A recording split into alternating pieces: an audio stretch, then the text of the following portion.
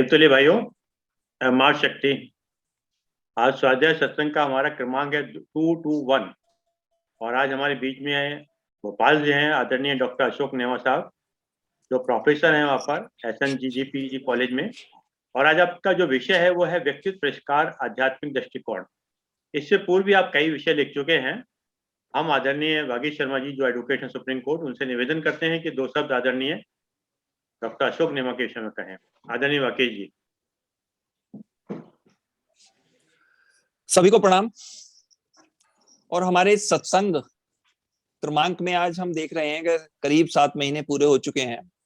और चाहे कोई कुछ भी कहे, चाहे हम सब लोग कुछ भी कहते रहें कि सामूहिक प्रयास है, लेकिन विशुद्ध रूप से अरविंद भाई साहब का एक इनिशिएटिव था। और चाहे ये कहते हैं आप सब मोती हो, लेकिन उस मोतियों को पिरोने वाले धागे के रूप में भाई साहब लगे हुए हैं। और ये वास्तव में इनका भागीरथ प्रयास है जिसके जो फलीभूत हुआ है। और देख लिया हम धीरे धीरे आधा साल से ज्यादा चल चुके हैं। और दूसरी तरफ हमारे एक और नवरत्नों में से एक रत्न है जो आजकल जरा डाइवर्टेड है, डॉक्टर अशोक नीमा साहब, जिनका पहले नित्य प्रति दर्शन होता था। कुछ व्यस्तताएं हैं जिनके कारण वो नहीं आ पा रहे हैं, और जिनका गुरुजी परम पूज्य गुरुदेव के जितने भी उद्देश्य, जितने भी उनके प्रवचन, जितने भी उनका आध्यात्मिक रूप से स्वरूप, या जितना भी उन्होंने विस्तारित रूप से अपना ये अपना पूरा का पूरा साहित्य लिखा, उसके विषय में बहुत अच्छी जानकारी रखते हैं श्री डॉक्टर अशोक नीमा।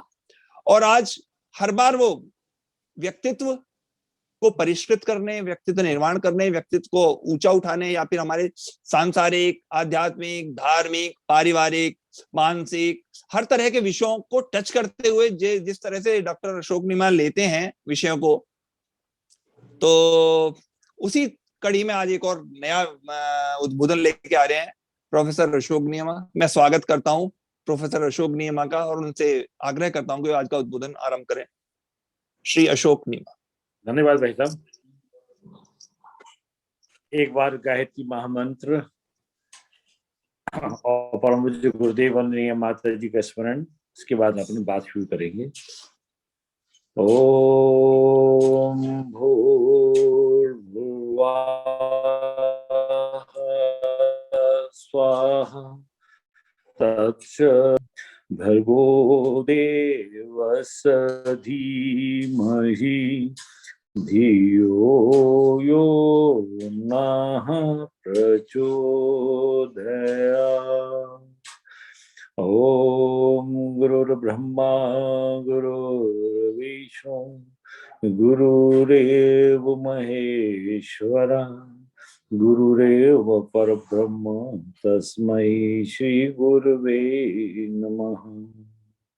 अखंड मंडलाकारं व्याप्तं येन चराचरं तत्पदं दर्शितं येन तस्मै श्री गुरुवे नमः। मातृवत् लालित्रिचा पितृवत् मार्गदर्शिका नमो अस्तु गुरुश्रताय श्रद्धा प्रज्ञायुता श्रद्धा प्रज्ञायुता। बोलो गायत्री माता की जय, परम पूज्य गुरुदेव की जय, वंदनीय माता जी की। सूत्र उपस्थित परम पूज्य गुरुदेव, वंदनीय माता जी, भगवान से प्रार्थना है, गायत्री माता से, आदरणीय हमारे इस पूरे स्वाध्याय के क्रम के जो सूत्रधारे हैं, आदरणीय अरविंद शर्मा भाई साहब को शक्ति दें और ऊर्जा दें, और उनके भागीरथी प्रयास में ईश्वर उनकी मदद, ये प्रार्थना करते हैं गायत्री माता से, क्योंकि ये बड़ा की संख्या आज बड़ा शुभ फिगर है। आज मुझे सौभाग्य है, ये मुझे मिला 221। ये क्रम जो है आजकल हम लोग अटेंड नहीं कर पाते और वो इसको ऑर्गेनाइज कर पाते हैं, ये बड़ी चीज है। और परमात्मा से यही प्रार्थना है, इस महाअभियान में ईश्वर उनकी मदद करे, उनकी सहायता करे, उनके संकल्प को और पूरा करे, और ये सतत क्रम चलता रहे। हम सब छोटा छोटा अपना पुरुषार्थ करते रहे। भाई बहनों, आज कल जो विषय पर्सनालिटी रिफाइनमेंट, स्पिरिचुअल अप्रोच, आध्यात्मिक दृष्टिकोण, क्योंकि ये एक ऐसा विषय है कि जिसमें हर पल हमें बदलते रहना है, हर पल हमें अपने आप को परिष्कृत करना है, अपने आप को इम्प्रूव करते रहना है। और यही वास्तव में देखा जाए तो इस स्वाध्याय के जो क्रम चल रहा है उसका उद्देश्य भी यही, हर पल जैसे दुनिया बदल रही है, हर पल हमको भी बदलते रहना है और पॉजिटिव बदलना है। हमारे चिंतन को परिष्कृत होना है, विचारों को परिष्कृत होना है, हमारी सोच को परिष्कृत होना है, हमें आपको जो है कल हम उससे और अच्छा बन सके, ऐसे प्रयास सबको करते रहना पड़ेगा। और यही जो क्रम होगा तो इस जो हमारा अभियान है, जो स्वाध्याय का जो क्रम है, सत्संग का जो क्रम है, इसका वास्तव में मूल उद्देश्य यही है। अध्यात्म का वास्तव में मूल उद्देश्य भी यही होता है कि व्यक्ति में कुछ परिवर्तन आ रहा है कि हम खूब पूजा कर रहे हैं, पत्री कर रहे हैं, ध्यान लगा रहे हैं, जब हमारे जीवन शैली में सुधार हो रहा है कि हम में कुछ आध्यात्मिक सोच विकसित हो रही है क्या नहीं, क्या हम अपने लिए जी रहे हैं, अपनों के लिए जीने की बात सोच सकते हैं क्या हम कुछ समाज में देने की बात सोच रहे हैं क्या हमारी साधना फलित हो रही है, इन टर्म्स ऑफ वैल्यू ना कहें इसको, परंतु यदि इसमें इम्प्रूवमेंट हो रहा है, उसका चिंतन परिष्कृत हो रहा है, विचार परिष्कृत होते हैं, तो यही व्यक्तित्व परिष्कार है। यही व्यक्तित्व परिष्कार है कि व्यक्ति के व्यक्तित्व में इम्प्रूवमेंट हो रहा है, उसके जो आज है कल इससे अच्छा हो सकेगा। तो इन चीजों को हम पैसे से नहीं तोड़ते हैं, इन चीजों को चिंतन से, विचारों से, आध्यात्मिक दृष्टि से हम इसकी बात को कह रहे हैं कि गुरुदेव ने कहा है कि हर दिन नया जीवन है, हर रात हमारी नई मृत्यु है, हर दिन एक दिन का जीवन है, उसको हम परिष्कृत कर रहे हैं, इसको कैसे अच्छे से अच्छा उपयोग कर सकते हैं, यही जो दृष्टिकोण है आज के विषय का भी है। क्योंकि ये जो विषय है ये युवाओं से संबंधित तो है ही, और मैं समझता हूँ नॉट ओनली यूथ, इसके लिए हर के लिए, महिलाओं के लिए, पुरुषों के लिए, बुजुर्गों के लिए हर दिन अपने आप को इम्प्रूव करने का दिन है। यही व्यक्तित्व परिष्कार, इसका कोई अंत नहीं है। जीवन के अंतिम श्वास में भी यदि हम परिष्कृत हो रहे हैं, विचार अच्छे हो रहे हैं, हमारा जीवन और उत्कृष्ट हो रहा है, तो बस यही व्यक्तित्व परिष्कार है। क्योंकि गुरुदेव कहते हैं कि जो हम हैं, हम तो रॉ हैं, हम रॉ मटेरियल के रूप में हैं, और रॉ से जो इम्प्रूव होता है और फिनिश प्रोडक्ट के रूप में जो इम्प्रूव होता है व्यक्ति, उसी तरह से जैसे उन्होंने गुरुदेव ने अपने उद्बोधन में, अपने साहित्य में उन्होंने लिखा है कि व्यक्ति परिष्कार क्या है। व्यक्ति जब जन्म लेता है और जन्म से लेकर जो होता है उसको धीरे धीरे वो कैसे इम्प्रूव करता है, वो नर से नारायण कैसे बन जाता है, और नर से नारायण भी बन सकता है और नर से निकृष्ट भी बन सकता है। तो यदि नर से नारायण बनना है, हम पॉजिटिव अप्रोच के लिए चलते हैं, यही व्यक्तित्व परिष्कार है। कि गुरुदेव लिखते हैं अपने स्वाध्याय, अपने साहित्य में कि जब कोई भी जमीन के अंदर गर्भ से जो कोई चीज निकलती है, जैसे उन्होंने एग्जाम्पल दिया, पेट्रोल जमीन से निकलता है, पेट्रोल निकलता है, पेट्रोल जब निकलता है क्रूड ऑयल होता है, इतना गाढ़ा होता है, मिट्टी भी होती है, गंदा भी होता है, और इसका उपयोग के लायक नहीं होता है, वो उसका उपयोग हम नहीं कर सकते। पर जब वो जमीन से निकलता है और परिष्कृत होता जाता है, उसकी क्वालिटी को इम्प्रूव करते हैं, मिट्टी को अलग करते हैं, डामर के रूप में बनता है, डामर को हम यदि और परिष्कृत करते हैं तो केरोसिन बनता है, केरोसिन को और ज्यादा परिष्कृत करते हैं तो फिर पेट्रोल बन जाता है, और डे बाय डे हम उसको और ज्यादा, उसकी कॉस्ट, उसके पैसा खर्च होता है, उसमें प्रोसेस में लेते हैं, और इसके बाद जो है वो जो है पेट्रोल से वो एरोप्लेन का पेट्रोल बनता है, और एरोप्लेन के पेट्रोल से भी बाद में वो और ज्यादा इंप्रूव होता है, और ज्यादा परिष्कृत होता है, तो वो स्प्रिट बनता है और कई दवाओं के काम आता है। तो कहाँ चीज वो रॉ मटेरियल था, किस तरह का था, क्या था और क्या हो गया। उसी तरह हमारा जीवन भी यही होता है, हम क्या थे, हम जन्म से जो है क्या थे, और उसके बाद हम द्विज होते हैं, दूसरा जन्म होता है हमारा, हम परिष्कृत होते जाते हैं। वो कैसे होते हैं, तो हर के जीवन में ऐसा परिष्कृत हर पल होना चाहिए, हर दिन होना चाहिए, हर समय हम सोच रहे हैं कि हम कैसे इंप्रूव होते हैं, और वही चीज हमको बहुत आगे तक ले जाती है। गुरुदेव जो है अपने स्वाध्याय में जब हम करते हैं, गुरुदेव अपने स्वाध्याय के लिए बड़ा महत्वपूर्ण बात कहते हैं कि आप यदि कोई पूजा करना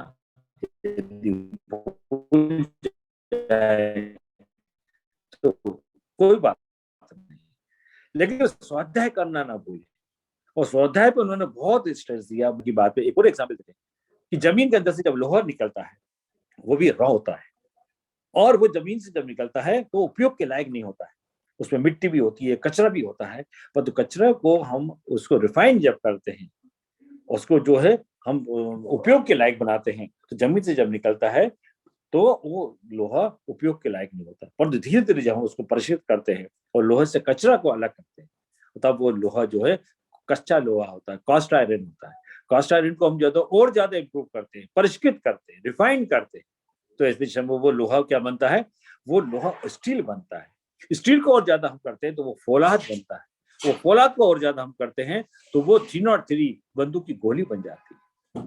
मित्रों, जितना ज्यादा हम प्रयास करते हैं, जितना ज्यादा हम एफर्ट्स करते हैं, जितना अपने आप को परिष्कृत करते हैं, जितना आपके ज्ञान से जोड़ते हैं, जितने अच्छे कर्मों से अपने आप को जोड़ते हैं, वो व्यक्ति उतना रिफाइंड होता जाता है। और वो जो है 303, और उसी के साथ साथ जो है इस लोहे को हम और ज्यादा इस्तेमाल करते हैं, और ज्यादा रिफाइंड करते हैं, और ज्यादा संस्कारित बनाते हैं, और ज्यादा परिष्कृत करते हैं, तो वो लोहा भस्म बन जाती है। वो लोहा भस्म जो हमारी दवाओं के रूप में काम आती है, शरीर को वज्र का बनाने के लिए, शरीर को स्वस्थ करने के लिए वो हमारे लिए काम होता है। कहां से क्या चीज निकली और क्या थी और क्या हो गई, ये परिष्कृत है, ये परिष्कृत होना है, ये ही संस्कारित होना है, यही अपने आप को इम्प्रूवमेंट है। इसी तरह से इंसान भी यही होता है। गुरुदेव एक चीज और लिखते हैं अपने साहित्य में, बड़ी महत्वपूर्ण चीज है ये, हमारे जीवन के जो एक युवाओं को एक आदर्श क्या हो, युवाओं का जीवन कैसा हो, युवाओं को कैसा व्यक्तित्व होना चाहिए, कैसे परिष्कृत करते रहे अपने आप को, उसकी तरह से यदि बात करें तो एक एग्जाम्पल और बात करना चाहता हूँ, और वो ये है कि धरती से निकलता है कोयला।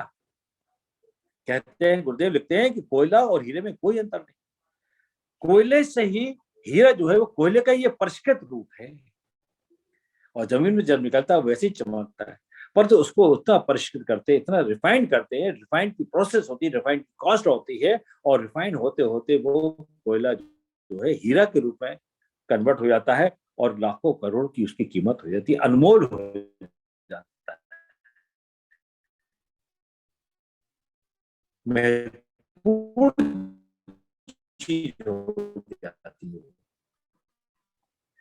इसी तरह से उसे संस्कारों के माध्यम से उससे परिष्कृत किया जाता है, उसके विचारों को, उसके चिंतन को, उसके आदतों को, उसकी हैबिट्स को, ताकि व्यक्ति यदि इम्प्रूव होता जाएगा डे बाय डे, तो वो कहां से आएगा, नर से नारायण की तरफ चलने लगेगा, अपने आप को इम्प्रूव करेगा।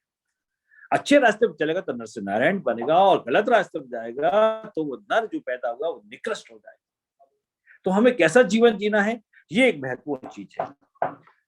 क्योंकि जब जन्म से जो होता है एक अनकॉन्शियस माइंड होता है, एक कॉन्शियस माइंड होता है। अनकॉन्शियस परमात्मा ने जो हमको दिया है, अवचेतन मन जो उसने ईश्वर दिया वो हमारे हाथ में नहीं है, वो परमात्मा के हाथ में है, जो हमको मिला है विरासत में ईश्वर के द्वारा देते हैं।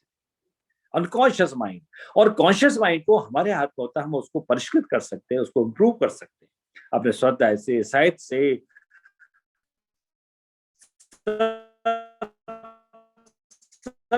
से, अपनी मेजॉरिटी से, अपने सानिध्य से, लोगों के, अपने गुरु के सानिध्य से दोबारा जन्म हो जाता है उसका।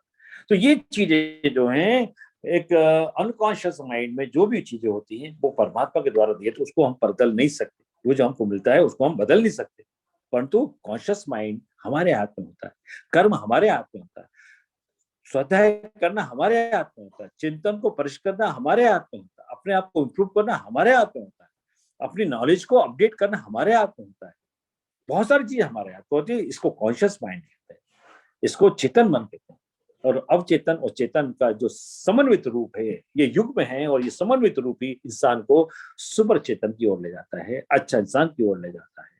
तो यहाँ पर मैं आपको बता रहा था, परिष्कृत व्यक्तित्व की बात कर रहे हैं, व्यक्तित्व का परिष्कार करने की बात करते हैं, तो परिष्कार ऐसे ही होता है। कैसे कि जिस तरह से लोहा होता है, जिस तरह से कोयले का परिष्कार हो रहा है, जिस तरह से पेट्रोल का परिष्कार हो रहा है, वैसे ही इंसान का भी, व्यक्ति का व्यक्तित्व का परिष्कार होता है।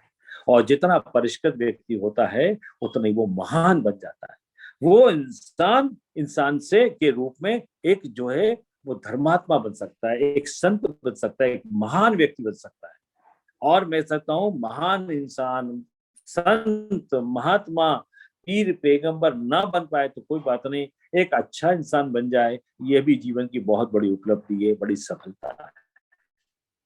हमें इंसान कहलाने के लायक हम बन जाए, हम मनुष्य में जो मनुष्य के गुण होते हैं वो गुण हमें हो जाए तो वही व्यक्तित्व परिष्कार है। अपने आप को हर पल इंप्रूव करना, हर दिन चिंतन को अपने परिष्कृत करना, विचारों को परिष्कृत करना, लोगों से सीखना हर समय। गुरुदेव तो लिखते हैं कि जीवन के अंतिम दिन भी, अंतिम समय भी आप जो है एक विद्यार्थी बने रहे, सीखने की ललक आप में बनी रहे। व्यक्ति जितना सीखता जाएगा वो व्यक्ति ये माने कि मैं तो संपूर्ण हो गया, मैं तो महान हो गया, बस उसका व्यक्तित्व, उसका परिष्कृत होना वहीं से रुक जाएगा। अपने आप को इम्प्रूव करता रहे, अपने आप को बदलता रहे और हर पल कुछ न कुछ सीखता रहे। चाहे वो सीखने की कोई उम्र नहीं होती, सीखने के लिए कोई पर्टिकुलर कोई चीज नहीं है। आप व्यक्ति परमात्मा से भी सीख सकता है, ऋषियों से भी सीखता है, परिवार से भी सीख सकता है, गुरुओं से भी सीखता है, किताबों से भी सीखता है और बहुत कुछ जहां हमें जो मिले हमारे संपर्क में, हम छोटों से सीखते हैं, बड़ों से सीखते हैं। सीखने की उम्र हमेशा विद्यार्थी बने रहना महत्वपूर्ण चीज है। यह है व्यक्तित्व का परिष्कार, यह है व्यक्तित्व का परिष्कार। और इसमें अप्रोच हमारी हो पॉजिटिव हो। पॉजिटिव अप्रोच ही आध्यात्मिक दृष्टिकोण है, उसमें नेगेटिव ना हो। मैंने कहा था व्यक्ति नर से नारायण बनने की बात सोच सकता है, यदि प्रयास करे नर से नारायण बन सकता है, एक महान व्यक्ति बन सकता है। इतिहास में अभी बताऊंगा, आपको बताऊंगा, चर्चा करेंगे अपन कि इसमें कितने ही लोगों का ऐसा है, कहां से कहां पहुंच गया उनका व्यक्तित्व। तो ये जो परिष्कृत होता है, ये बदलाव होता है, ये जो चिंतन होता है वो कैसे हो रहा है, कैसे परिष्कृत हो रहा है।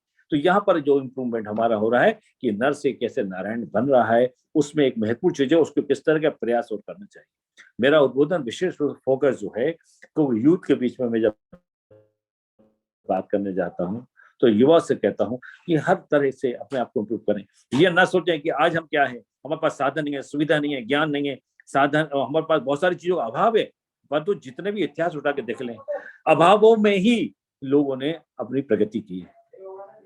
चाहे वो महावीर हो, चाहे वो बुद्ध हो, चाहे विवेकानंद हो, चाहे कोई और हो, अपने आप को कैसे लोगों ने परिष्कृत किया है। और परिष्कृत करने के लिए जीवन में हमें कुछ कष्ट उठाने पड़ते हैं, जीवन में हमको तप करना पड़ता है। परिष्कृत करने की बात तो मैंने आपको बताया कि कैसे परिष्कृत कर सकते हैं, लेकिन परिष्कृत होने के लिए हमें तपना पड़ेगा, हमें तपना पड़ेगा, तप करना पड़ेगा।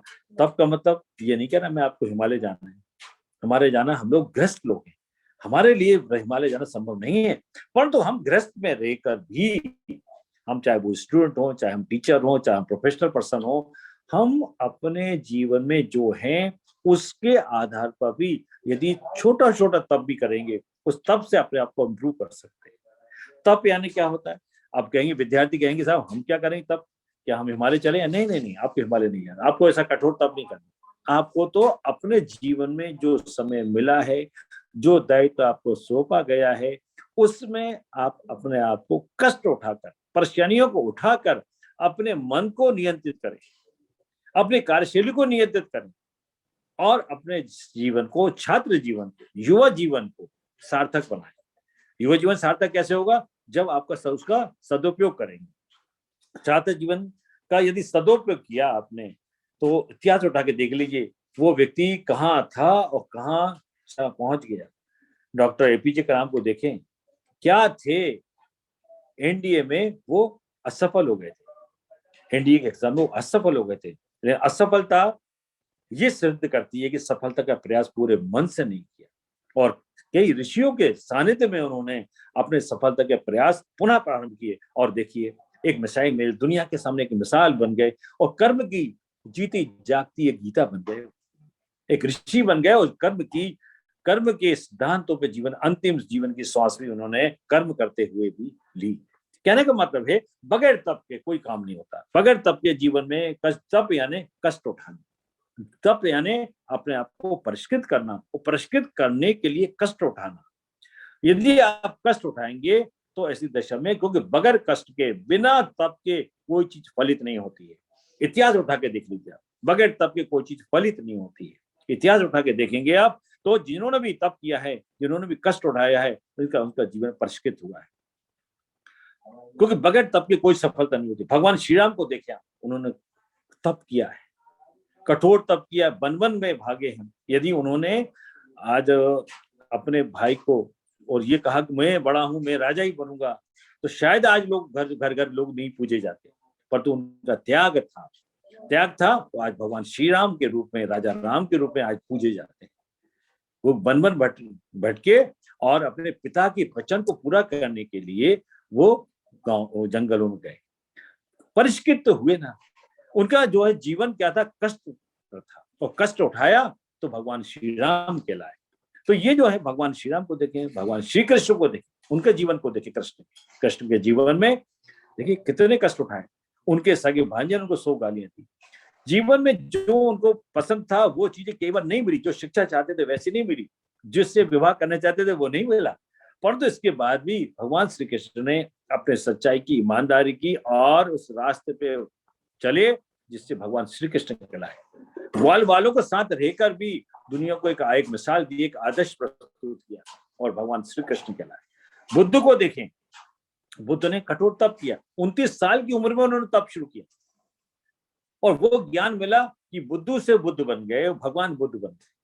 अपने चिंतन को परिष्कृत किया, अपने कठोर तप किया और तब से और जब से उन्होंने आज भगवान बुद्ध के रूप में स्थापित हुए।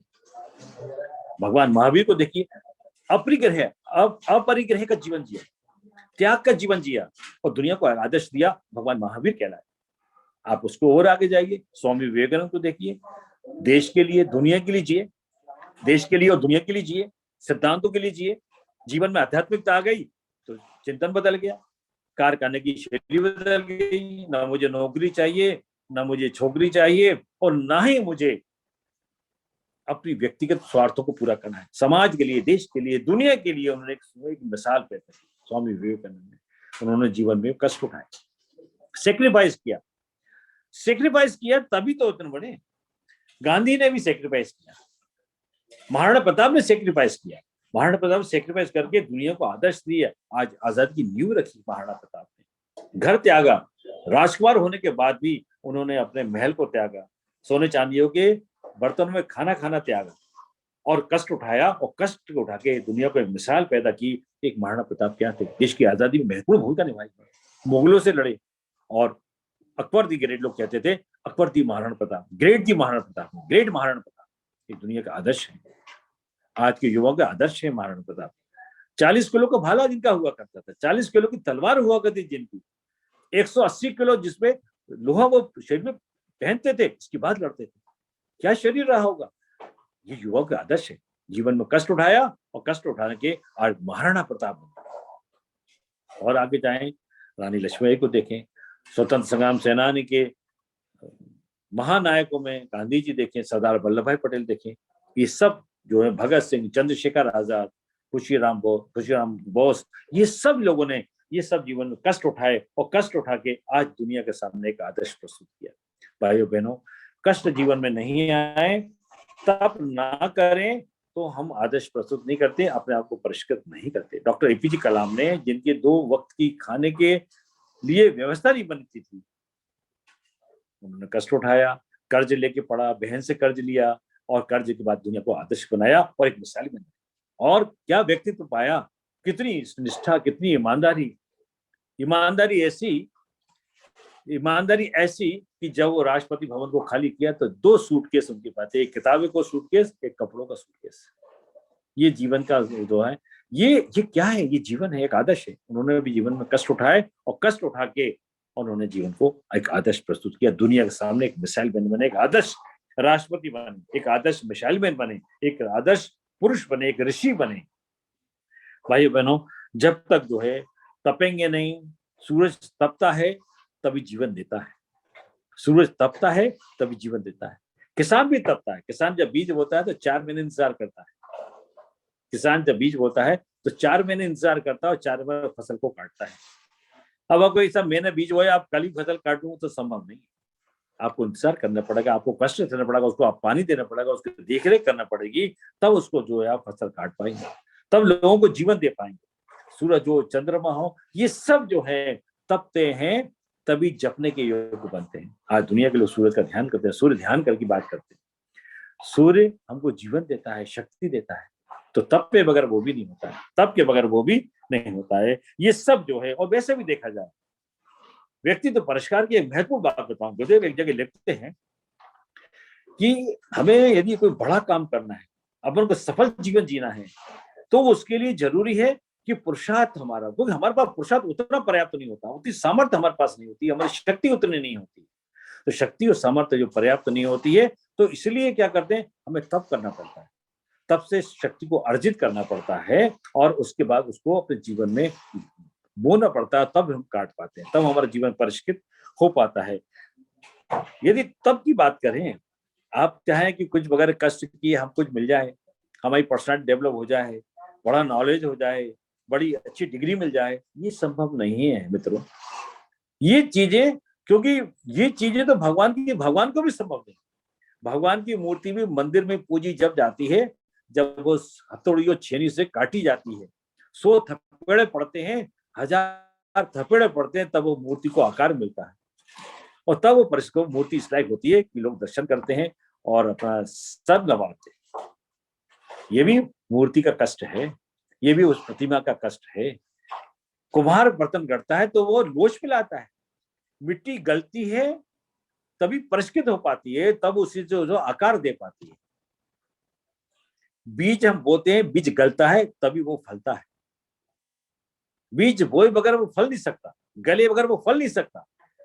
इसलिए ये बड़ी महत्वपूर्ण चीज है कि इतिहास उठा के देख ले, चाहे विवेकानंद हो, चाहे आम्रपाली हो, जो एक बुद्ध धर्म की प्रचारक रही है, इन्होंने अपने आप को परिष्कृत किया है, अपने चिंतन को बदल दिया है। जो जीवन शैली थी, जो कुछ गलत काम किया, जिस दिन नींद खुली तब से सवेरा, और उसको इम्प्रूव हुआ, और बुद्ध धर्म की सबसे बड़ी जो है एक नगर वधु कहलाती थी। उसके बाद उन्होंने अपने आप को परिष्कृत किया।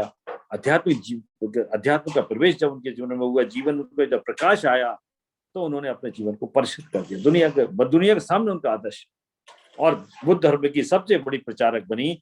और इसके बाद इसमें इतिहास उठा के देख लीजिए, कितने ही लोग ऐसे हैं जिन्होंने छात्रों के जीवन में भी, जब तक आप कष्ट नहीं उठाएंगे, जब तक अपने आप को, मन को नियंत्रित नहीं करेंगे, तब तक आप परिष्कृत नहीं हो सकते।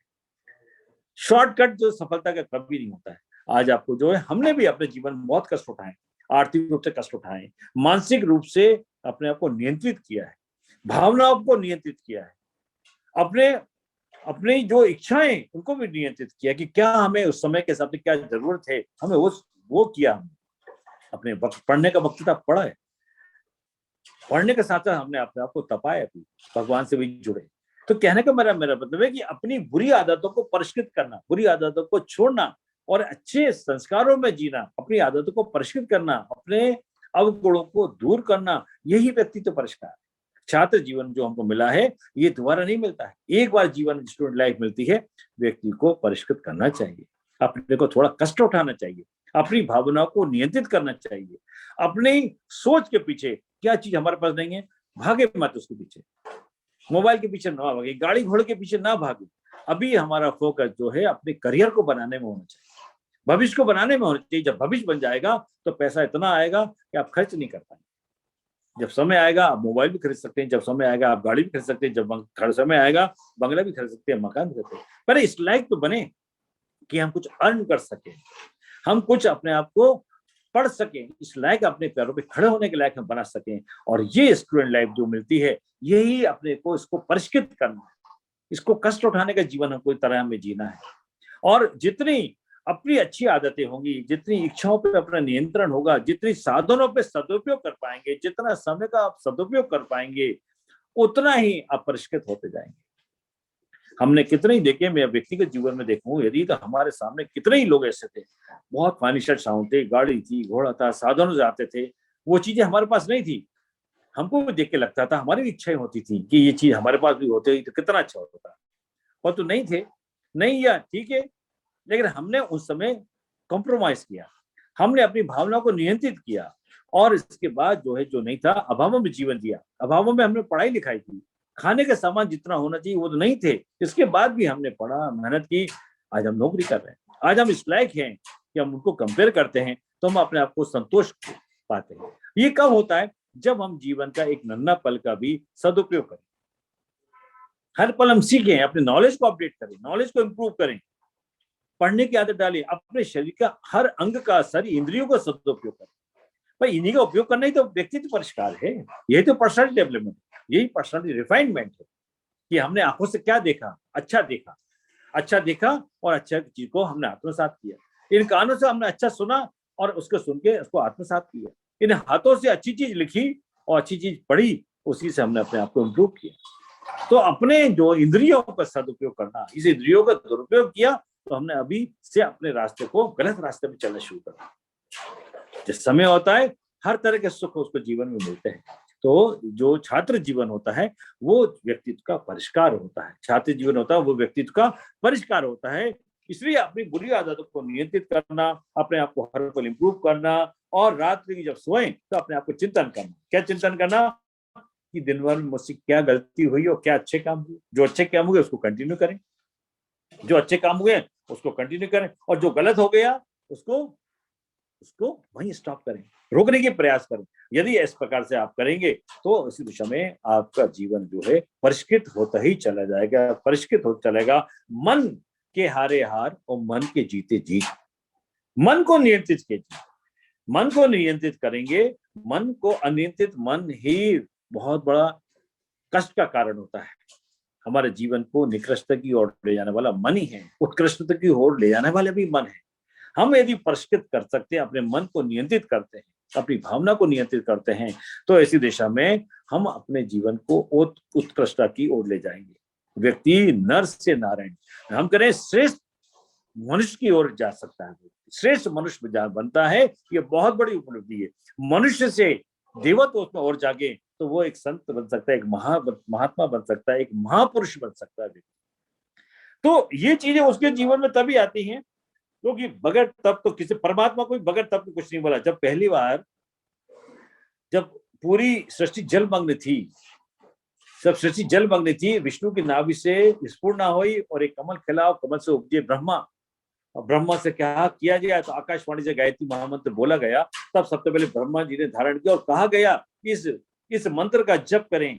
और ब्रह्मा जी ने 1000 वर्ष तक जो है इस गायत्री महामंत्र का जप किया और तब किया, तब इतनी बड़ी सृष्टि की रचना रची। तो भगवान ब्रह्मा को भी बगैर तप के और बगैर जप के तो उनका जीवन भी परिष्कृत नहीं हुआ, उनको भी प्रेरणा नहीं मिली जो इसने सृष्टि बनाई। तो इस तरह से जो है सृष्टि को बनाने के लिए जो है हमें अपने आप को परिष्कृत करना पड़ेगा, तभी हम परिष्कृत हो पाएंगे, तभी हम जो हमारी पर्सनालिटी रिफाइंड हो पाएगी, तभी हम आगे बढ़ पाएंगे। तभी हम जो नर से नारायण बनने की बात करते हैं, नर से श्रेष्ठ नर बनने की बात करते हैं, और निकृष्टता के रास्ते से हम पीछे हटने की प्रयास करते हैं। और इसके लिए जो है हमको परिष्कृत हर पल होना ही चाहिए और प्रयास हमको करना ही चाहिए। अब सवाल ये है, यहाँ तो 2 महत्वपूर्ण चीज हैं व्यक्तित्व परिष्कार के लिए। एक तो मैंने बताया तप, और दूसरी बात है योग। तप और जप एक सिक्के के 2 पहलू। तप करने के लिए जप करना पड़ेगा, जप करेंगे तो तप माना जाएगा। तो तप और जप एक ही सिक्के के 2 पहलू हैं। ये एक महत्वपूर्ण क्रम है जीवन में। आपको जो तप करना है, तप का मतलब हिमालय नहीं जाना, तप का मतलब 24 घंटे भगवान के पास नहीं बैठना है, कुछ समय भगवान के पास बैठने वाले पास। तो कहां पर आपकी हैबिट्स को परिष्कृत करना है, पर हैबिट्स को अच्छा बनाना है, वो है तप। वो है बुरी आदतों को छोड़ना है, वो है तप। तंबाकू खाना छोड़ना है, वो है तप। गाली देना छोड़ना है, वो है तप। गलत चीजों को देखना है, वो है तप। इन चीजों को छोड़िए और आप अच्छे रास्ते पे चलिए, ये तप है। और जो आपको परिष्कृत करेगा वो आपकी पर्सनालिटी को रिफाइन करेगा। पर तो इसमें में तप के साथ दूसरा एक क्रम और भी है जो आपको बहुत स्मार्ट बनाएगा, बड़ा योग्य बनाएगा, वो है योग। वो है योग, यानी ये पर्सनालिटी को रिफाइन करने के लिए एक है तप और दूसरा है योग। तप का मतलब मैंने आपको समझाया। अब योग की बातें यदि करें, योग यानी जुड़ना, योग यानी जुड़ना। और बगैर जुड़े जो है किसी को, जब तक आप किसी से जुड़ेंगे नहीं तब तक वो ज्ञान आप पे प्राप्त नहीं होगा। जब दूसरा इसका है वो है योग। योग यानी योग आसन की बात तो करते ही हैं हम। युवा जीवन में योग करना चाहिए, ध्यान करना चाहिए, प्राणायाम करना चाहिए, वो तो है ही। पर तो उसमें अपने पुरुषार्थ को बढ़ाने के लिए, क्योंकि गुरुदेव लिखते हैं कि आपका पुरुषार्थ पर्याप्त नहीं है, मैं डॉक्टर एपीजे कलाम साहब की बात भी करूं यदि, तो वो उनका पुरुषार्थ पर्याप्त तो नहीं था। मैं परम पूज्य गुरुदेव की बात करूं तो उनका पुरुषार्थ भी पर्याप्त नहीं था। वो महापुरुष से जुड़े, महातप से जुड़े, महाशक्ति से जुड़े, जुड़ने के बाद ही वो महापुरुष कहलाए, वो संत कहलाए, वो ऋषि कहलाए, वो महात्मा कहलाए, वो डॉक्टर एपीजे कलाम कहलाए, वो पंडित श्रीराम शर्मा, आचार्य पंडित श्रीराम शर्मा कहलाए। वैसे सामान्य व्यक्ति लगता है, लेकिन जब तक उन्होंने तप किया, जब किया, गायत्री माता से जुड़ने के बाद ही उनके जीवन में पुरुषार्थ, वो बड़ा पुरुषार्थ कर पाए। उसी तरह हमारे जीवन में भी पुरुषार्थ की शक्ति इतनी नहीं होती हमें, हम बड़ा काम कर सके, हम अपने लिए कर पाए, वो भी बड़े मुश्किल है। बड़ा काम करना है तो बड़े पुरुषार्थ से जुड़ना पड़ेगा, महातप से जुड़ना, महाशक्ति से जुड़ना पड़ेगा। और जुड़ने का नाम ही योग है, जुड़ने का नाम ही योग है। युवा जीवन और योग, मैं कहता हूं उसको युवा जीवन और योग। युवाओं को योग से यानी जोड़ना चाहिए। किससे जोड़ना चाहिए? महाबल से जोड़ना चाहिए, योग से जोड़ना चाहिए। योग यानी योगासन रोज करना चाहिए, प्राणायाम करना चाहिए 15-20 मिनट। इससे आपके शरीर पर स्वस्थ होता है, आपके ऑक्सीजन लेवल मेंटेन होता है, इसमें आपकी इम्यूनिटी डेवलप होती है, और वही चीजें बड़े बड़े काम करने के लिए प्रेरित करती हैं। यानी योग जोड़ने की बात जो हम कर रहे हैं, ये शरीर से तो लोग जुड़ जाते हैं, शरीर को बहुत स्मार्ट बनाते हैं, जिम जाते हैं, शरीर को तंदुरुस्त बनाते हैं, शरीर को मेकअप करते हैं, स्मार्ट बनाते हैं, अच्छा लुक बने, हेयर स्टाइल भी करते हैं, बहुत सारी चीजें मेंटेन करते हैं। शरीर को परिष्कृत करना, शरीर को अच्छा रखना, शरीर को इम्प्रूव करना तो अच्छी बात है ही, लेकिन शरीर के साथ साथ मेंटल लेवल भी हमारे इम्प्रूव होना चाहिए। मानसिक दृष्टि से भी हम सब मजबूत हों, हमारे विचार अच्छे होना चाहिए। विचार अच्छे होंगे तो क्या करें, कैसे होंगे? जब अच्छे विचारों के लोगों से आप जुड़ेंगे, अच्छे विचारों के यानी अच्छे दोस्तों के साथ रहेंगे। इसलिए पेरेंट्स जब बच्चे कॉलेज में जैसे ही जाते हैं ना, तो चिंतित रहते हैं। क्यों चिंतित रहते हैं? कि तुम किसके साथ उठ रहे हो, किसके साथ बैठते हो, दिन भर समय कितना, 4 घंटे 5 घंटे 6 घंटे कॉलेज में रहते हो, कौन कौन तुम्हारे दोस्त हैं, पूछते हैं। मेरे पिता मुझसे पूछते थे। 1-2 लड़के ऐसे थे मेरी उम्र में, मेरे तो मेरे बराबर थे, मेरे फिजिकली बहुत डेवलप थे, बड़े हेल्दी थे, बड़े दिखते थे।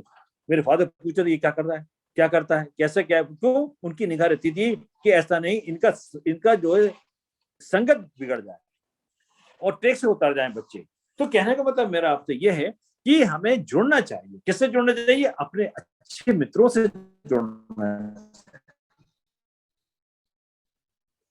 उनसे हमें अच्छी चीजों को सीखना चाहिए, हमें अपने गुरु से जुड़ना चाहिए, अपने शिक्षकों से जुड़ना चाहिए।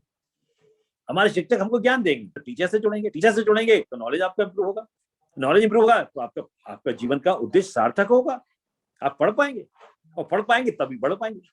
तो ये जो है यहाँ तो है ही है कि इसके और आगे चलते हैं तो हमें अपने पुस्तकों से जोड़ना चाहिए।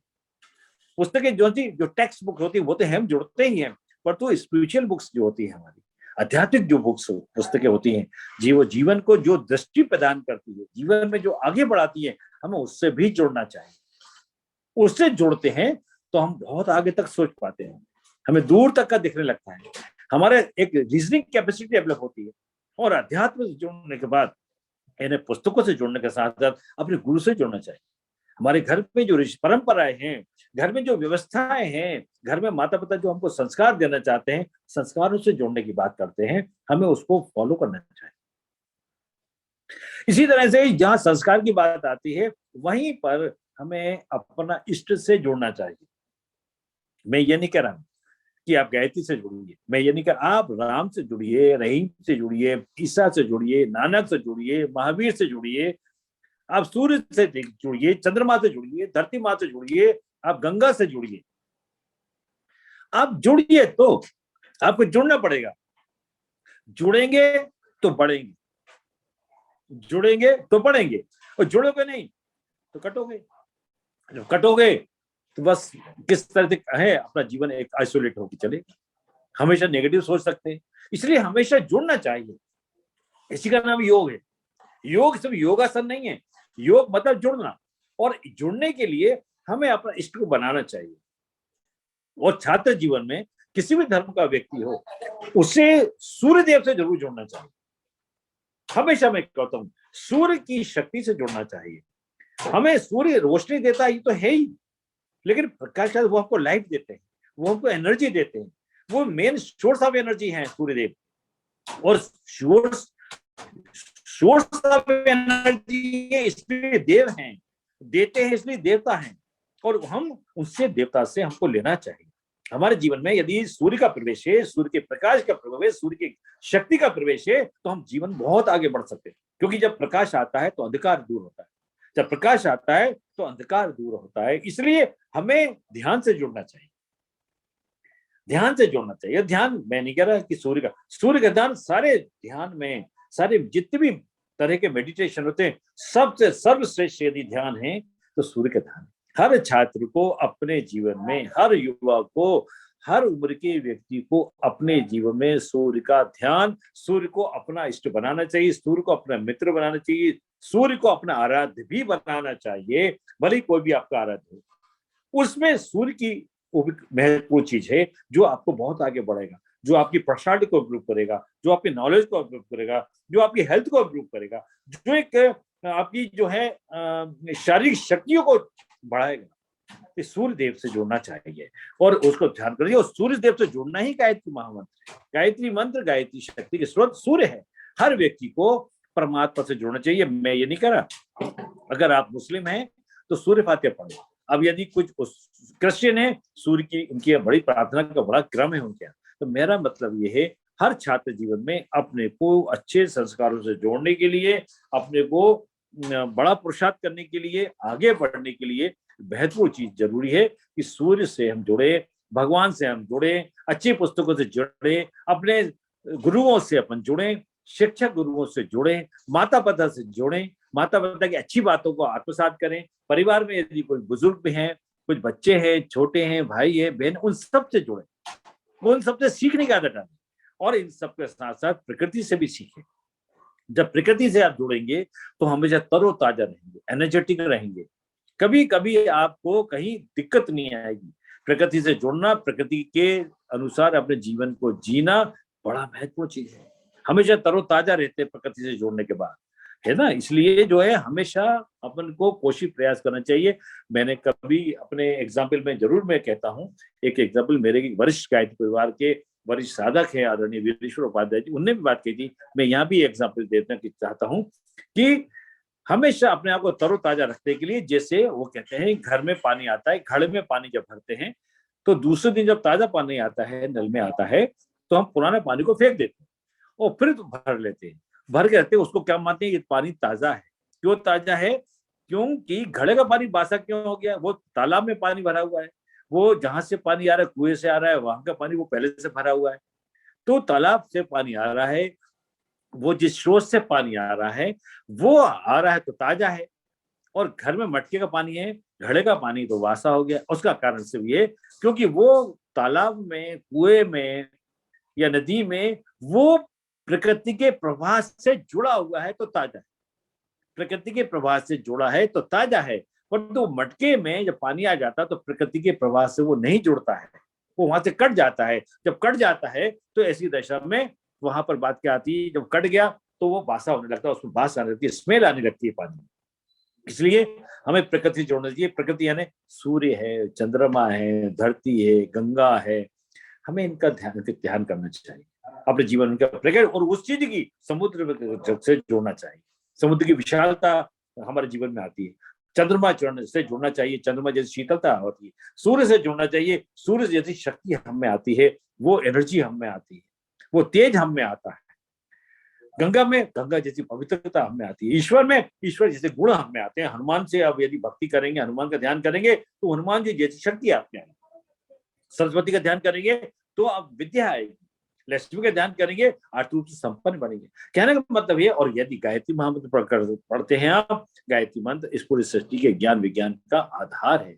इसको जप करने से हमें बहुत आमूल बदल होता है। ह्रीम श्रीम क्लीम यानी सरस्वती लक्ष्मी काली का समन्वित रूप है। ये जब जुड़ते हैं, जुड़ने का नाम ही अच्छे संकल्प से जुड़े, अच्छे विचारों से जुड़े, अच्छी पुस्तकों से जुड़े, अच्छे लोगों से जुड़े। ये जुड़ने से ही उसका परिष्कृत होता है। क्या परिष्कृत होता है? विचार परिष्कृत होते हैं, जीवन परिष्कृत होता है, कार्यशैली परिष्कृत होती है और जीवन में उत्साह बना रहता है, उमंग बनी रहती है। यही अप्रोच जो है, ये स्पिरिचुअल अप्रोच है। अध्यात्म यानी अपने विचारों को अच्छा करना, अध्यात्म यानी अपने साधनों को सदुपयोग करना, अध्यात्म यानी उत्कृष्टता की ओर जाना, अध्यात्म यानी अज्ञान से ज्ञान की ओर जाना, अध्यात्म यानी अंधकार से प्रकाश की ओर जाना, अध्यात्म यानी जहां परमात्मा से आदान प्रदान हो जाए।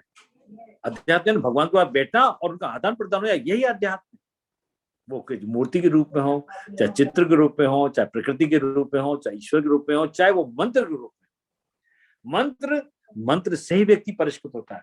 मंत्र की साइंटिफिक अप्रोच होती है कि वो जब अपने युवा जीवन में जब आप कोई मंत्र पढ़ेंगे, चाहे ओम नमः शिवाय बोले, चाहे ओमकार मंत्र कहें, चाहे गायत्री मंत्र कहें, चाहे आप कोई और मंत्र पढ़े किसी भी धर्म का, जब वो पढ़ता है उन शब्दों का जब इस्तेमाल करता है, उसके वाइब्रेशन से हमारे चक्र एक्टिवेट होते हैं और उसी से व्यक्ति परिष्कृत होता है।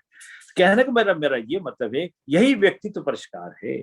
अब आजकल तो जो परिष्कार क्या हुआ, उनका बहुत अच्छे कपड़े पहनो वही व्यक्तित्व परिष्कार हो गया, पर्सनैलिटी सही, चेहरा अच्छा करो, बाल अच्छे, हेयर स्टाइल हो गए, ये व्यक्तित्व परिष्कार। ये व्यक्तित्व परिष्कार नहीं, ये व्यक्तित्व परिष्कार की एक छोटी सी क्रम है। तो जब तक आप व्यक्ति अच्छे काम सूर्य शक्ल से अकेले देखने से अगर होता व्यक्तित्व, तो महात्मा गांधी को कोई पसंद नहीं करता, सुकरात को कोई पसंद नहीं करता। महात्मा गांधी 45 साल की वजन और आंखों से आंखें देखिए बात कोई नहीं कर सकता था। सुकरात को देखिए, कितने ही ऐसे लोग हैं जिनके शारीरिक बनावट बहुत कमजोर थी, परंतु पुरुषार्थ बहुत जबरदस्त था, पुरुषार्थ बड़ा जबरदस्त था। तो ऐसे व्यक्तित्व जो है, ऐसा व्यक्तित्व बने, यही व्यक्तित्व है, यही पर्सनालिटी इंप्रूवमेंट है कि हम कुछ सीखें, हर दिन अपने आप को इंप्रूव करें। और वो व्यक्ति कहां से कहां जा सकता है, आप करके देखिए। आप जो है अपने युवा जीवन में जो जीवन आपको मिला है, ये जिंदगी ना मिलेगी दोबारा, ये जिंदगी ना मिलेगी दोबारा। इसको अपने आप को इंप्रूव करें, इसको जितना अध्यात्म की ओर ले जाएंगे, जितना आप परिष्कृत करेंगे। आप किताबों को पढ़िए, जीवन में किताबों का बड़ा महत्व होता है।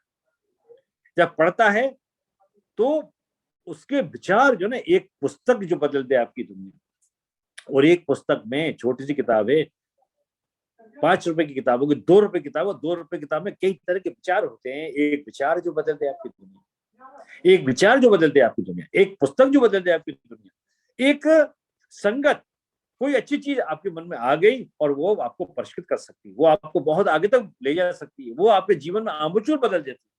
बुद्ध के जीवन में, महावीर के जीवन में कितने ही ऐसे महात्मा हैं, कितने ही ऐसे स्वामी विवेकानंद हैं जो और लोग उससे जुड़े और उनके जीवन में आमूल बदल गया, बदलाव आ गया, बदलाव से वो परिष्कृत होते चले गए। और यही व्यक्तित्व परिष्कार है, यही व्यक्तित्व परिष्कार है। और इसका जो अप्रोच है, व्यक्तित्व परिष्कार, अच्छे कपड़े पहनना, अच्छी शक्ल करना, अच्छी बॉडी बनाना, ये अकेला व्यक्तित्व परिष्कार नहीं है। अगर ऐसा व्यक्ति बॉडी होता ही, ये बॉडी एक बाहरी इमेज, हमें अपने अंतःकरण को इम्प्रूव करना है। क्योंकि देखिए, जो फूल है ना, जब अंतःकरण अच्छा होता है ना, तो चेहरे पे चमक आती है। अंतःकरण से, अंदर से लाइट आनी चाहिए।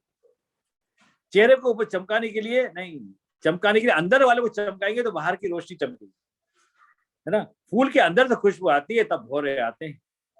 तो ये ही इस तरह का जीवन हमारा होना चाहिए। किस तरह का? परिष्कृत जीवन होना चाहिए। अपने आप को, अपनी आदतों को, अपने गुणों को, अपने विचारों को, अपने चिंतन को, अपने जीवन को, आपके जीवन के क्रम को हर जगह, मैं ये नहीं कह रहा कि एक दिन में आप जो है महात्मा बन जाएंगे, एक दिन में विवेकानंद बन जाएंगे, एक दिन में रानी लक्ष्मी बन जाएंगे, नहीं नहीं, एक दिन में कोई दुर्गा नहीं बनेगी। लेकिन हमको सने शने अपने जीवन में ये जीवन मिला है, इसको इम्प्रूव करने के लिए विशेष रूप से छात्र जीवन मिला है, उसको सदुपयोग करना चाहिए।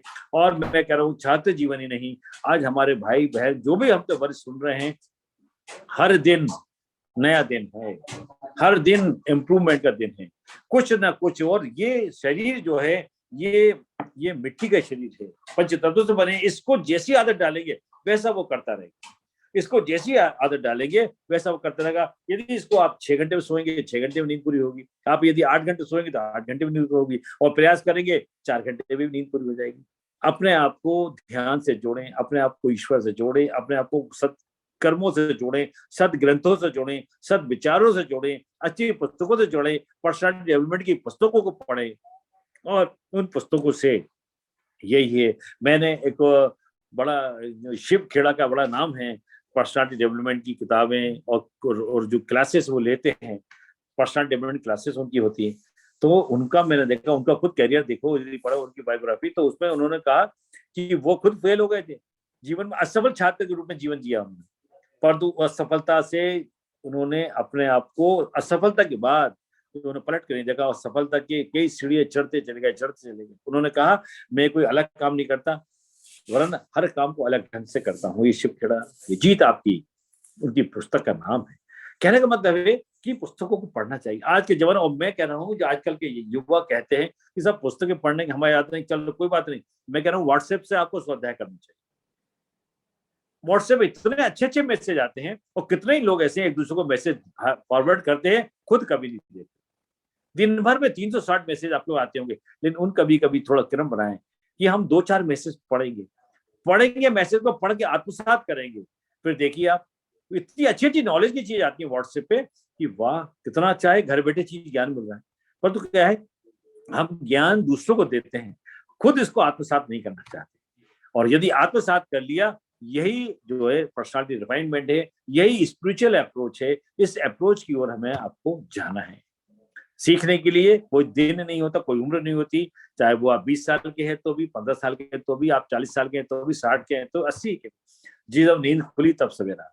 एक विचार जो बदल दे आपकी दुनिया, एक पुस्तक जो बदल दे आपकी दुनिया, एक चिंतन, एक संगत, एक परमात्मा की शरण बदल दे आपकी दुनिया। बस यही आज का मेरा उद्देश्य है। आदरणीय अरविंद भाई साहब ने, और बहुत सारे सूत्र हैं मेरे पास, क्योंकि लेकिन मेरा अप्रोच जो है ना, ये सब चीज है। जैसे मैं बहुत कुछ बातों को कहूँ, कुछ बिंदु के यदि मैं आपको कहूँ, कुछ पॉइंट लिखे हैं मैंने, जैसे उन्होंने कहा हमेशा विद्यार्थी बने रहना, मैंने बात कही थी। उसी तरह से first impression is last impression. हमेशा इच्छा शक्ति, आत्मशक्ति, आत्मविश्वास को बनाए रखें। कोई भी व्यक्ति अपने आप में पूर्ण नहीं है, पूर्णता की ओर उसको जाना है। मैंने आपको कहा ना, अपूर्णता से पूर्णता की ओर जाना, ये बड़ी महत्वपूर्ण चीज है। व्यक्ति पूर्ण कोई नहीं है। और इसी तरह कोई बुरी आदत पड़ जाए तो धीरे धीरे कोशिश करना चाहिए, प्रयास तो नहीं, उसको छोड़ना चाहिए। जब नींद खुली तब सवेरा। खुशियों को बांटने से बढ़ती है और दुख चर्चा करने से कम होता है। सोचे कार्यों को पूरा करिए, छोटे छोटे संकल्प लीजिए जीवन में। छोटे कार्य, जो छोटे छोटे संकल्प पूरे होंगे तो इस दिशा में आप में इंप्रूवमेंट होगा। संकल्प छोटे होते हैं, फिर बड़े संकल्प होते हैं, और संकल्प जब पूरे होते हैं तो एक खुशी पैदा होती है। अपने वरिष्ठों से, ज्ञान वालों से मिलते रहे। कोई व्यक्ति अपने से वरिष्ठ है, ज्यादा नॉलेज रखता है, उसको सीखें। अपने आप ये नहीं माने कि मैं तो परम वीर हूँ, परम ज्ञानी हूँ। नहीं नहीं, आप कितने भी धनी हो, साधन संपन्न हो, प्रतिभाशाली क्यों ना हो, दूसरे को हमेशा महत्व देना चाहिए। ये दूसरे को महत्व देंगे, सुनेंगे तो उसको भी अच्छा लगेगा। हो सकता है कोई अच्छी बात वो कह दे। अपनी आर्थिक और सामाजिक सीमा को आप जाने, जरूरत से ज्यादा कर्ज ना ले स्टूडेंट लाइफ में। यदि आर्थिक सीमाएं आपकी कम हैं तो ऐसी दिशा में उसी को हमेशा ध्यान में रखेंगे। अवसरों का लाभ उठाएं। ये जीवन में अवसर एक समय आता है, वो आते हैं अवसर जिंदगी में, हमेशा जो है आपके दरवाजा नहीं खटखटाती। कोई अच्छी golden time, golden period, golden thoughts, golden opportunity आपको मिली है, उसको बनाएं। ऐसे बहुत सारी चीजें, बोले कम सुने ज्यादा। और जब आखिरी बात कह के बात करूंगा, जब कोई अच्छी चीज है आपने की है और दुनिया सराह रही है, तो दुनिया बोल रही है, आप चुप रहे, क्योंकि आपका काम बोल रहा है। आपका काम बोल रहा है। जब काम बोलता है आपको चुप रहना है। आपका काम खुद बोलेगा, लोग बोलेंगे। यही इसका सार है व्यक्तित्व परिष्कार का। भाइयों बहनों, इसका ये तो एंडलेस है। गुरुदेव का अथाह ज्ञान है। जो भी बातें हैं गुरुदेव की, मैंने थोड़ी थोड़ी लिख के, थोड़ी थोड़ी विचार करके मैंने आप तक में शेयर की है। ये सारा ज्ञान पर मुझे गुरुदेव आचार्य श्री राम शर्मा जी का, जिन्होंने 3200 किताबें लिखी, उन किताबों का स्वाध्याय करना व्हाट्सएप के माध्यम से करें, ई-वेब के माध्यम से करें, आप पुस्तकों के माध्यम से करें, आप सत्संग के माध्यम से करें। और वो क्रम जो है आदरणीय अरविंद भाई साहब चला रहे, और उनके बहुत ही सहयोगी, अनन्य सहयोगी आदरणीय भागेश्वर भाई साहब का पूरा कोई साथ छोड़ दे, भागेश्वर भाई साहब ने हमेशा उनका साथ दिया है। और मैं सब आपसे यही प्रार्थना करता हूँ, भाई साहब क्रम चलते रहे। लेकिन कुछ दिनों बाद मैं आपके साथ कदम से कदम मिलाने का प्रयास करूंगा। मैं आपको अपनी सेवाएं देता रहूंगा। ये मेरा सौभाग्य होगा कि मैं आपको अपनी सेवा दूं। अभी वाणी को विराम देता हूँ। ओम शांति ही शांति ही शांति। धन्यवाद आदरणीय डॉक्टर अशोक नेमा साहब। जी भाई, आज आपने अपने उद्बोधन में एक्सटेम्पोर, व्यक्तित्व विस्तार और आध्यात्मिक दृष्टिकोण से काफी स्पार्किंग पॉइंट दिए। जो कि युवाओं के लिए या सभी लोगों के लिए जो है कहीं ना कहीं क्लिक करते हैं। जैसे एक थॉट है कि first of all you deserve than desire, first of all you deserve than desire, बिल्कुल sir, but we don't deserve, we desire. बिल्कुल अगर सर, हमें गाड़ी का इंजन चलाना तो 100% स्टीम बनानी पड़ेगी, तभी उसमें भाप बनेगी। गुनगुने पानी से कभी गाड़ी नहीं चलेगी।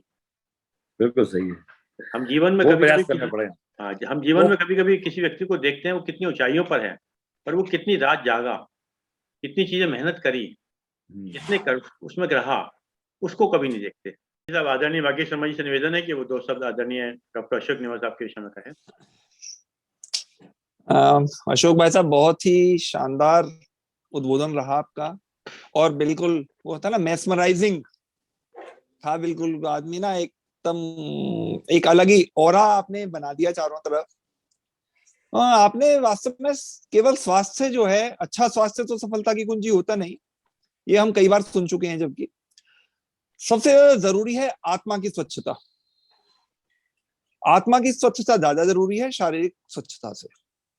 लेकिन हम अपने शरीर के साथ साथ आत्मा को भी कैसे परिष्कृत करें या स्वच्छ करें, ये आपने बहुत बखूबी बताया। आपने ये भी बताया ध्यान जो है हमारी बहुत सारी परेशानियों का हल, मेडिटेशन हल हो सकता है। लेकिन आजकल आदमी जो है के पास समय ही नहीं है, क्योंकि आदमी वो आपके ने जो रिकरिंग आपने कई बार कहा कि आदमी अपने फेशियल और उनके ऊपर तो लगा रहता है, लेकिन आदमी आत्मिक शांति या आत्मिक स्वच्छता के लिए वो बिल्कुल भी ध्यान नहीं देता। मनुष्य के 2 लक्ष्य होने चाहिए, पहला कुसंस्कारों से छुटकारा पाना और परिष्कृत जीवन को या दृष्टिकोण को अपनाना। और इन कामों में यदि वो सफल हो जाता है तो निश्चित रूप से अपने जीवन की नकारात्मकताओं को खत्म कर देगा। प्रकृति के पास रहे, झरने के पास रहे, आत्मा को शांत रखे और ध्यान करे, ये सब चीजें जो है वास्तव में परिष्कृत जीवन के लिए बहुत बहुत उपयोगी हैं। आपका आज के शानदार उद्बोधन के लिए बहुत बहुत बहुत साधुवाद, और आपका बहुत बहुत आभार कि आपने हमारे इसके स्वाध्याय चिंतन मंडल को आज आपने बहुत अच्छा उद्बोधन दिया। बहुत बहुत धन्यवाद। धन्यवाद भाई, बहुत धन्यवाद धन्यवाद। आदरणीय वाकी जी। डॉक्टर अशोक नेवार साहब, हमारा जो है पिछले काफी समय से एक विचार के साथ समाप्त करते हैं, फिर बाद में 3 बार उच्चारण करते हैं ओम का। उस वक्त सब लोग अनम्यूट कर लेते हैं। तो आज विचार नहीं है, 4 लाइनें बोलने का मन कर रहा है, और लाइनें मेरी नहीं है, मेरी नहीं है, जिसकी भी बड़ी अच्छी है। पाने को कुछ नहीं, पाने को कुछ नहीं, ले जाने को कुछ नहीं, पाने को कुछ नहीं, ले जाने को कुछ नहीं, उड़ जाएंगे एक दिन, उड़ जाएंगे एक दिन तस्वीर से रंगों की तरह, उड़ जाएंगे एक दिन तस्वीर से रंगों की तरह। हम वक्त की टहनी पर, हम वक्त की टहनी पर बैठे हैं परिंदों की तरह, हम वक्त की टहनी पर बैठे हैं परिंदों की तरह। कब उड़ जाए, खटखटाते रहिए दरवाजा एक दूसरे के मन का, बहुत अच्छी बात, खटखटाते रहिए दरवाजा एक दूसरे के मन का। मुलाकातें न सही, मुलाकातें न सही, आहटे आती रहनी चाहिए। आप खटखटाते हैं सर, ये हमारे लिए बड़े सौभाग्य है। अभी और खटखटा की 2 लाइन और है। अभी मुलाकातें न सही, आहटे आती रहनी चाहिए। ना राज है जिंदगी, ना राज है जिंदगी, ना नाराज है जिंदगी, ना राज है जिंदगी, ना नाराज है जिंदगी, बस जो है आज है जिंदगी। वाह वाह वाह, बस जो है वो आज है जिंदगी। सही बात है। अपने लिए जी, अपने लिए जिए तो क्या जिए, तू जी ऐसी जमाने के। चलिए आइए 3 बार उच्चारण करते हैं उनका। सब लोग अनम्यूट कर लीजिएगा, संध्या काल है।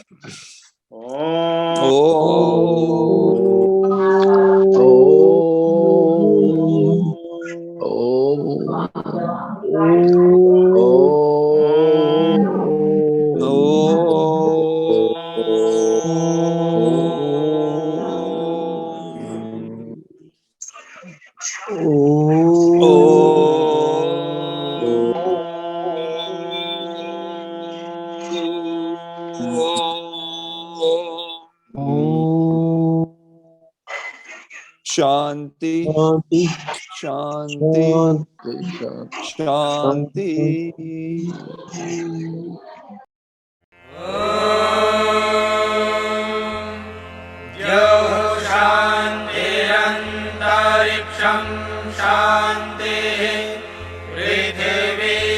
शान्तिरापः शान्तिरोषधयः शान्तिः वनस्पतयः शान्तिर्विश्वे देवाः शान्तिर्ब्रह्म शान्तिः सर्वं शान्तिः शान्तिरेव शान्तिः